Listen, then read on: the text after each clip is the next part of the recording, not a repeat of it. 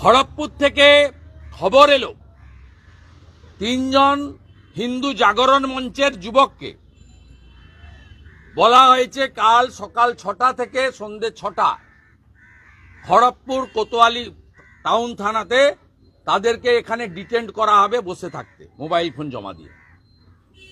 এ তো যুদ্ধ ঘোষণা করেছে হিন্দুদের বিরুদ্ধে। হিন্দুদের বিরুদ্ধে পুলিশকে সামনে রেখে যুদ্ধ ঘোষণা করা হয়েছে। এবং যে মাটিতে আমরা দাঁড়িয়ে আছি এই মাটিতে 112 ফুট উঁচু দুর্গা মূর্তি তৈরি হওয়ার পরেও পুজো করতে দেয়নি মমতা ব্যানার্জির সরকার। অথচ উত্তর 24 পরগনায় 110 ফুট উঁচু মূর্তি পুজোর অনুমোদন পেয়েছে তৃণমূল কংগ্রেসের এক কাউন্সিলরের পুজো। এদের যে মানসিকতা এটাতেই খুব পরিষ্কার। এই রানাঘাটের পাশেই গ্রামে মূর্তি তৈরি করে পুজো করতে পারেনি, তাদের চোখের জল ফেলতে হয়েছে। তাই এই সরকার কমপ্লিটলি হিন্দু বিরোধী সরকার, যার মুখ্যমন্ত্রী 2024-এর 22শে জানুয়ারি রাম মন্দির উদ্বোধনের দিন একমাত্র মুখ্যমন্ত্রী মিছিল করেন কলকাতার পার্ক সার্কাসে। যে মুখ্যমন্ত্রী মহাকুম্ভকে মৃত্যুকুম্ভ বলেন, যেখানে 66 কোটি হিন্দু স্নান করেছে, এই মুখ্যমন্ত্রী কয়েকদিন আগে ঈদের দিন নামাজে অংশগ্রহণ করে হিন্দু ধর্মকে গন্দা ধর্ম বলেছেন।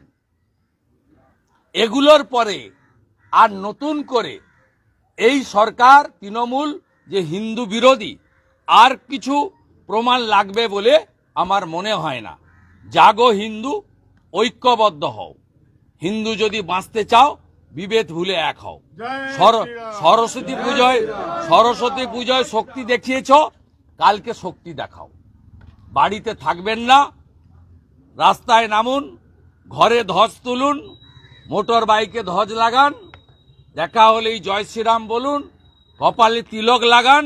যেখানেই রাম পুজো হবে, যেখানেই শোভাযাত্রা হবে, মায়েরা শাঁখ নিয়ে, ছেলেরা জয় শ্রীরামের ধ্বজ নিয়ে অংশগ্রহণ করে কাল বাংলার হিন্দুরা প্রভু শ্রীচৈতন্যদেবের মাটিতে, আমি বলে যাই যে শ্রীচৈতন্যদেব নবদ্বীপ এবং নদিয়ার মাটিতে রাম রাম রক্ষমাম এই স্লোগানের মধ্য দিয়ে তিনি রাম নামের জয়গান করেছিলেন।